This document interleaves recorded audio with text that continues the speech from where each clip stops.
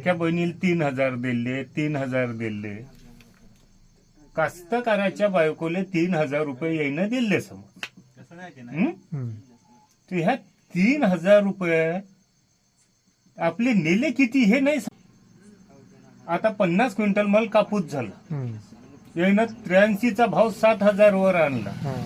50,000 नुकसान आहे हे सांगत नाही आहे ना. सोयाबीन कृषी प्रधान देश म्हणते. सोयाबीनचे भाव 53-43 वर आले. सोयाबीनचा खर्च एकरी 25,000 गेला, उत्पन्न 22,000चं होत आहे. मग शेतकरी जगल कसा? बरोबर आहे.